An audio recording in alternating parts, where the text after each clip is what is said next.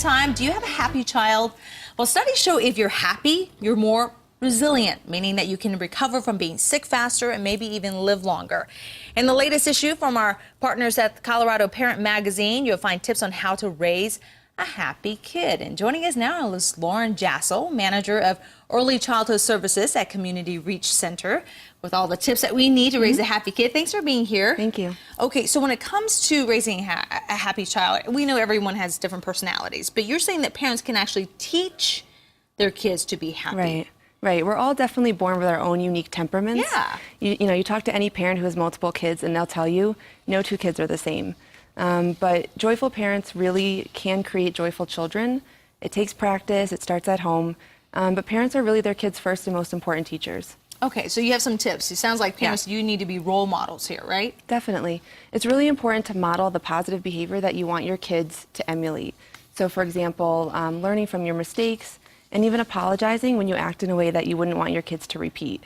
It's really important to teach your kids to be respectful for others and to be accountable for their actions. I really believe that. I mean, you look up to your parents, you know, so whatever they say or do, you want to mimic all the times for the kids. Definitely. Also, you're talking about, it's a good idea for positive reinforcement. We hear about that a lot, to praise your kids, but we can do that to a fault too, right? It is possible to praise too much. It's really important that praise be specific and be genuine, and kids are really intuitive and they can pick up on that. So, for example, saying to your kid, I really like how you helped your brother clean up his room, as opposed to great job.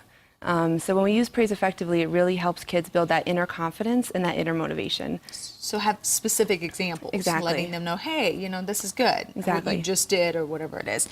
Let's talk about compassion. You're saying that you can teach your kids compassion, and that will help in the long run as well. Yeah, definitely. It's important to find things as a family that you can do together to give back to the community. And it's really okay to show your kids that the world isn't perfect, but that they do have power to impact the world around them. What do you mean it's not perfect? That's what I was taught. I'm just kidding. And to teach them, that you can